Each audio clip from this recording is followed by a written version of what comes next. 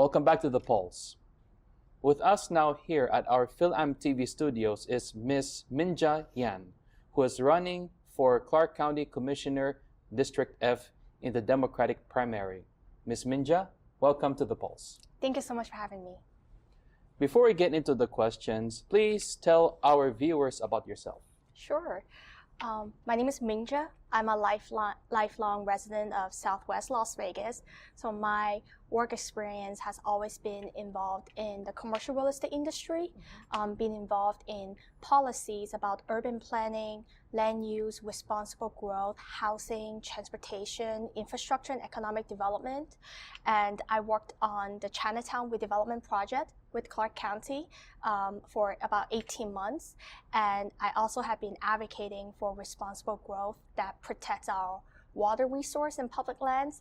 And last year, I testified in the Nevada State Legislature and co-presented bills, AB 256, to establish a regional well study committee. So I have been involved in policymaking, and Clark County Commissioner in District F in the Southwest area and Chinatown, both are growing areas. So I decided to run for office. So, Minja, where exactly is District F and that you want to represent in the Clark County Board of Commissioners? And maybe you can give some street boundaries or landmarks. Yes. Clark County District F consists of the Chinatown area, going on Spring Mountain to about downtown Summerlin area, and everything that's South Summerlin, including the Ridges, Rose Ranch, Southwest, Mountain's Edge, Southern Highland, and Inspirada in Henderson. And what are the important things for Clark County residents that you wish to accomplish and make if you are elected? Yes, so some of the concerns I've been hearing from residents and small business owners are jobs and economy, traffic, and the cost of living issues that we're seeing here in the Las Vegas Valley. So I've been always advocating to build a light rail, to invest in our public transportation infrastructure, and I hope that would create more jobs and create more opportunities for mixed-use development and urban development in the urban core, and build more housing near transit to help lower the cost of housing and allow seniors that would like to live in the houses that are next to transit to help reduce their cost of living too. And at the same time, I would want to support responsible growth that protects our water resources and public lands. And I help support advocating for protecting our public lands and defeated 2 federal bills that threaten to privatize 65,000 acres of public lands in Clark County, including some of the areas in District F. So when I'm elected into this position, I will continue to supporting our public lands. So since your most of your platform is mostly centered in transit and transportation, I guess because this is for viewers who are from outside Las Vegas or Nevada, what's the state of the transit system and transportation in Las Vegas? Yeah. Las Vegas is the only and the last metropolitan city in the Mountain West that does not have a mass public transit system. So we are already at least 20 years behind our peer cities like Phoenix, Denver, Salt Lake City, Seattle, Dallas, and Miami. And right now, Las Vegas is a car-dependent city. So being a car-dependent city, it also raises a lot of questions about the affordability of owning a car, paying for your car insurance, a DMV registration. So it doesn't really help lower the cost of living for residents here in Las Vegas. When I look at the Clark County Commissioner seat, I learned about what a county commissioner named Bruce Woodbury did in 1993. About 30 years ago, he was the county commissioner at the time who championed the development of 215.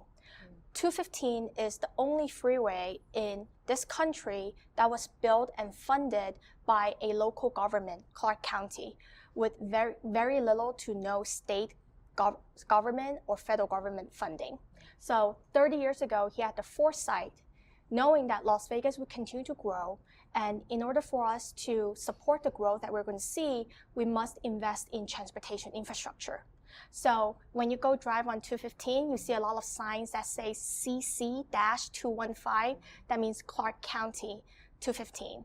So 215 made today's Las Vegas possible, because without 215, we wouldn't be able to see the developments in Summerlin, Southwest, or Green Valley.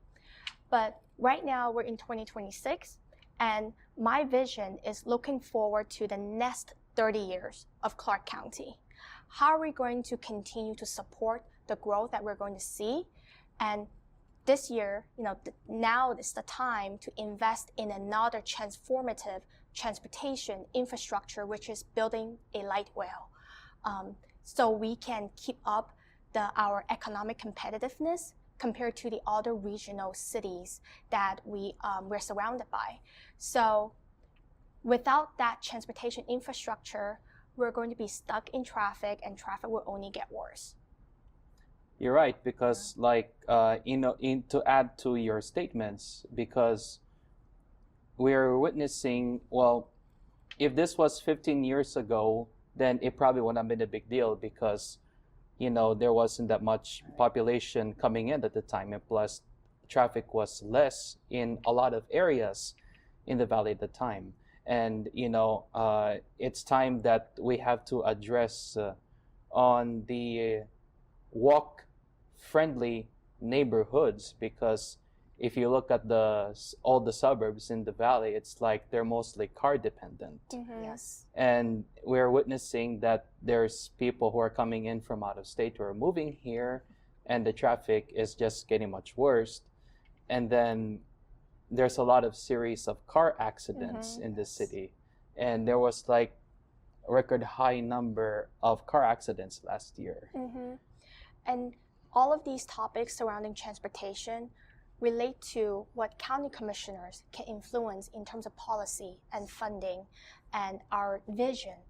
How are we going to support the growth for the next generation, not just the next election cycle? So when it comes to safer streets, reduce car accidents on the street, that goes back to the engineering and design of our local streets. How can we design better streets, safer streets for all road users? And right now, because we're a car-dependent city, it's not safe to drive in Las Vegas, especially at night, and it's not safe for pedestrians, it's not safe for cyclists, it's not safe for transit riders. So how can we address all of these issues at the Clark County level, which is we have to work with the Department of Public Works to come up with better design, and we have to work with RTC to come up to really double down on complete street design program that they already have. Prior to the pandemic, the RTC had a very sufficient bus system in which where prior to the pandemic, it's like every bus would come in like about 10 to 15 minutes. And now it's like it either takes 25 minutes or 30 minutes. And the one thing that I still kind of like about the RTC program is that you can text when is the next bus coming in, unlike in the other cities where you have to call by number in order to check when is their next schedule. And even though that I personally never actually took the bus before the pandemic. Well, there were a series of times before when sometimes I had to take the car for engine check. But I do remember when they were always like either 5 to 10 minutes early. And now it's like it almost will take like half an hour or even almost an hour, until the next, bus arrives. It's a good point, Joe, yeah. And being a transplant, we're all transplants, right? I mean, Joe, you were in California, I was in Illinois, and the bus system is a little bit better, and the timing, like you said, but the Deuce bus is a little faster, but that's just on the strip. Yeah. And we have to really look at how can we provide better transportation infrastructure for our local residents, because Las Vegas is a world-class city. Yes. And a world-class city deserves a world-class transportation infrastructure, not only for the tourism corridor, but also it should be for the small businesses and the residential areas in the Las Vegas Valley. And my vision for Clark County is, I think I would like to work with the community to build a vision of Clark County, of Las Vegas Valley, that is not only known for what it shows to the world and tourists, but it's also known for how do we have the great quality of life and taking care of the people who call it home here. You're right. Definitely. Because it's like they always look at, you know, if you look at in the write-ups, they always talk about the lists of global city. But this is the global city. This is the real hub. global city. I'm here This to is the stay. hub. It's like outside the casinos, you got a lot So of this. Yeah, you got a lot of cultures, restaurants, and It's true. fiestas, and even places of like, you know, recreation, Yeah. hobbies, etc. It's like everything is here. Yeah. Like I think the closest that is like to Europe is not just fashion, but even the double-decker bus, which is the Right. UK. Yeah, that's true. Yeah. And that's one of the main reasons why I love about District F, because the part that you mentioned about outdoor recreational activities, Mhm. and we have massive amount of beautiful public lands, the desert landscapes we have here in southern Nevada, and also the diversity of the small businesses and food culture that we have, not only in the Southwest, but in Chinatown and everywhere throughout the Las Vegas Valley. So I think the hidden gem, there's a lot of hidden gem neighborhoods Mhm. in our city. So we're not only focusing on the Strip, we also allow people to explore the rest of the Las Vegas Valley and fall in love with the city. Yeah.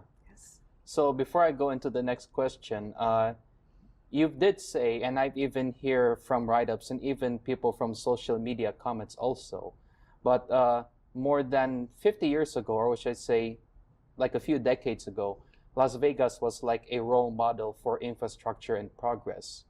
Do you know what might have happened, how it ended up in a certain decay? I think it refers back to about the development of 215 and had the foresight of what the vision of Las Vegas looks like. When I looked at a few decades ago, how did the Las Vegas Valley got developed?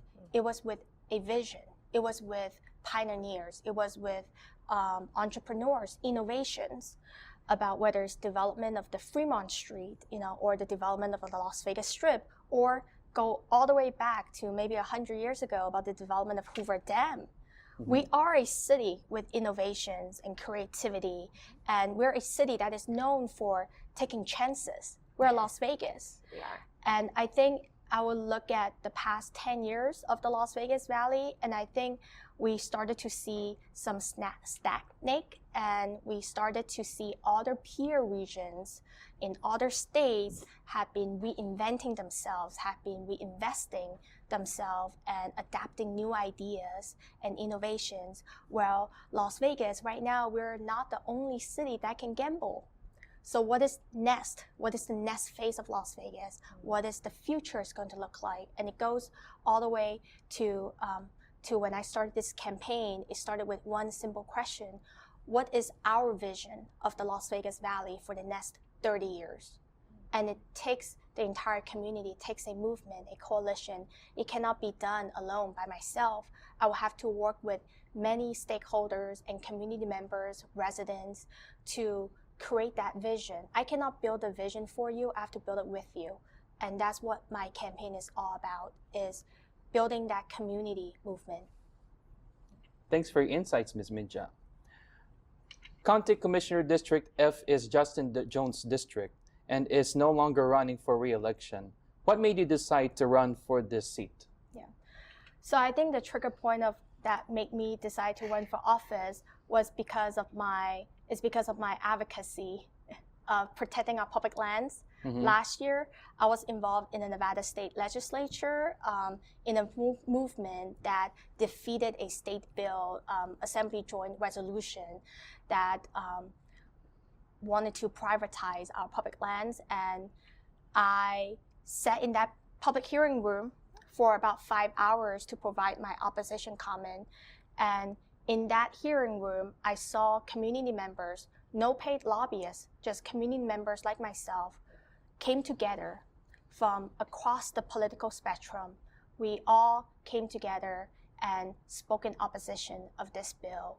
And in that room, I watched a lot of the lobbyists or powerful political influential figures that supported the bills that wanted to privatize our public lands. And I think in that moment, I started to realize that sometimes when we involved in the civic engagement process, it's not, when we spoke against this bill, the next day, the bill was passed out of that committee. So that was the moment when I realized that I want to see the general public to be involved in the civic engagement process before a lot of the deals were already being made behind closed doors. And I also want to see that we, the people, have the power to participate and be involved without having lobbyists or without having a political influential figures on our side. So that moment was the moment when I realized that if I have the opportunity, I'm going to run for office one day and work with the people. And I think it's crucial for the residents of Nevada to get involved in civic engagement and elect leaders knowing that they will have the spine to challenge and say no to special interests when the interest of our community is on the line. I think you're right about civic engagement, and we certainly allow that here at, of course, Film TV when we do events. But honestly, how is it going for you on the campaign trail? Yeah, I think my campaign has been very exciting and fun, and I've been seeing a lot of young people participating in my campaign events, because I think at this political period of time, people want to see new energy. People want to see new faces running for local government races. And I've been doing a lot of the grassroots outreach, community outreach, working with many of the local small businesses and working with students and young people to get them involved to volunteer. So I think I hosted my campaign launch event last Saturday at a pickleball venue, and we got 400 people show up. Wow. So that's the kind of excitement and momentum. Yeah. Yes. And so I have a lot of good momentum behind my campaign. Awesome. And the thing that's most special about my campaign is a people's movement. Yes.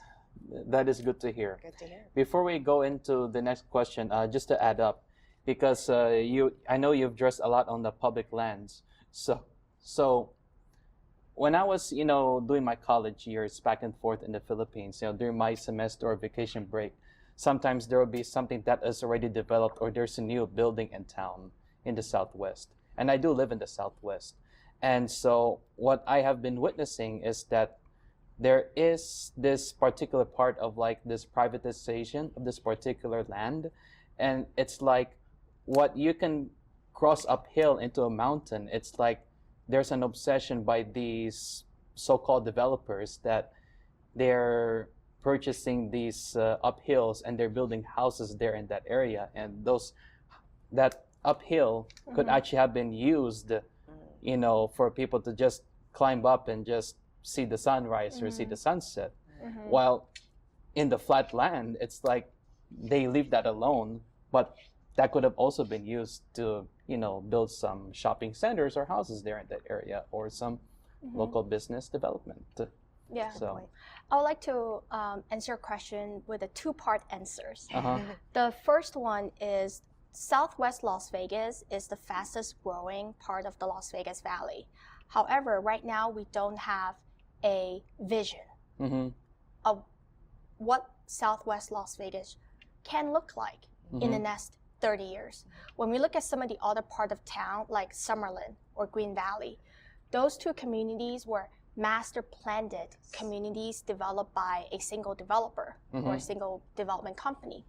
Southwest, we have a few master planned communities within Southwest, but we don't have a unified, community-driven vision of what is the potential of this neighborhood, what are the current things that people like the most, and what are some of the things that we're missing, like parks or community center. So when I become the county commissioner in Clark County, I would like to initiate that neighborhood vision for the Southwest and get the community to involved. What do people like about Southwest? One of the main reasons why people move to that area is the access to public lands, is the access to outdoor, is the access to all of these hiking trails, because it's part of the quality of life that residents would love to enjoy. You don't want your kids to stuck at home all day long and play iPad. You want them to go outside and enjoy the outdoor, right? So Southwest Las Vegas, we need a neighborhood vision plan driven by the community. And I've done that for Chinatown Redevelopment Project. We have gathered over 700 survey responses and many open houses and community events to hear from people what they would like to see improved in the neighborhood. And we can do the same thing for Southwest Las Vegas. The second part of my answer would be the topic of responsible growth. Right now, when we look at Clark County in Southern Nevada, we don't have a regional unified vision of how are we going to continue to grow and supporting our population growth is going to hit 3 million people in population by 2050. Right now, we have 2.3 million people in population. That means we're going to add 700,000 more people in the next 20 to 25 years. We cannot put band-aids on our problems and just look at one development site and this development site and that development site. Ultimately, we need a unified regional comprehensive plan that can provide the housing that will be needed to support our population growth, that will be providing the mixed-use development, the commercial development to support these businesses, to support the economic growth, and also look at our water resources and to make sure that we have enough water for the next 50 years and beyond. So go back to the responsible growth. Once we invest in public transportation infrastructure, let's say building a light rail, maybe in the Southwest along the 215 corridor, because District F covers part of Southwest, we can then eliminate minimum parking requirement and to allow more housing to be built near transit. And then at the same time, we can do a lot of the zoning reforms to allow more infill and redevelopment opportunities on some of these parcels to allow more mixed-use development being built. So it has to be a regional comprehensive plan and not just putting band-aids on different problems and look at it from a short-term perspective. We have to look at a long-term perspective. I know that one of your campaign, there were signs, and even you have made these taglines called housing near transit. What's that about? Yes.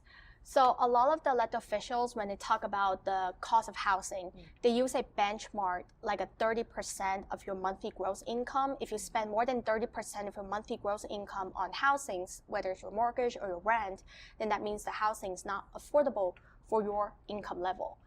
And what most elected officials don't talk about is the cost of transportation. Housing and transportation are two sides of the same coin. Where you live determines how you're going to get to work, go to schools, go to the grocery stores.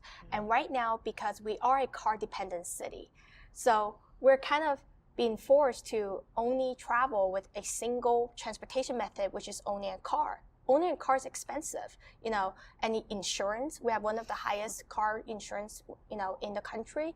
Gas, maintenance, you have to fix your tires sometimes. So in Las Vegas, our local residents spend about 30% of our monthly gross income on transportation. So if we really look at the cost, want to lower the cost of living for our local residents, we need to look at both lowering the cost of housing and the cost of transportation. And it's called the Housing and Transportation Index. So that's why I support to build more housing near transit. So the residents that live in those housing units, they can take public transit to go to work, go to school, grocery store. So it also helps them to lower the cost of transportation. There are less than 4 months left before the June 9 primary.